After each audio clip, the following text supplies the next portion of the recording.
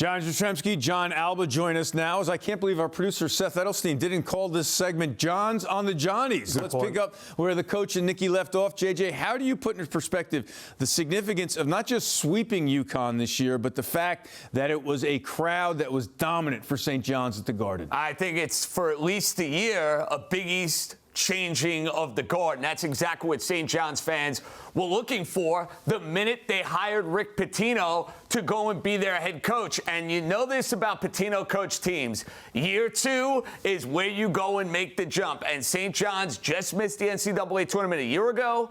They have made a massive jump. They're on their way to winning the league. They're going to have a chance to go deep into the NCAA tournament. And UConn has been the team that fills Madison Square Garden, that's back-to-back NCAA tournament champs. And yes, to Pitino's point, they are not the same UConn team they have been over the last 2 years, but to go and do this, Eamon, in convincing fashion, it shows you that St. John's is not just a feel-good story. They're a team that's the best in the Big East and capable of winning multiple games in March. And I think it's really important, JJ, for the New York City area, too, because there's a generation or two of basketball fans who know nothing about college basketball being all that significant in New York City beyond maybe the mid-majors. So when you see St. John's bringing that type of crowd to Madison Square Garden, winning and dominating UConn in the way that it has, you have an opportunity to expand your spheres of influence for years to come. And if St. John's is capable of going on a deep run into the NCAA tournament here,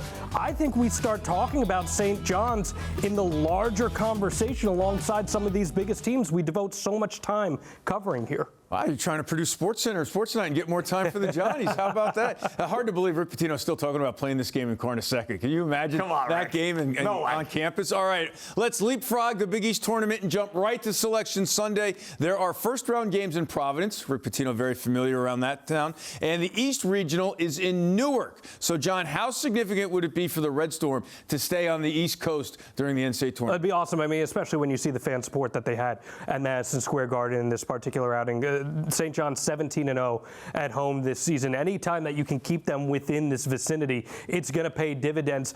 We know they're a lockdown defensive team. They rebound well. In the NCAA tournament, in the conference tournament, it comes down to how well do you shoot from beyond the arc. We saw a little bit of that on Sunday. Maybe, JJ, if you're playing in those familiar confines or at least close to them, maybe that helps out as well. It can't hurt bringing the tri-state area to go and back your case, whether it's in Newark, New Jersey, or a quick drive up on I-95 to Providence.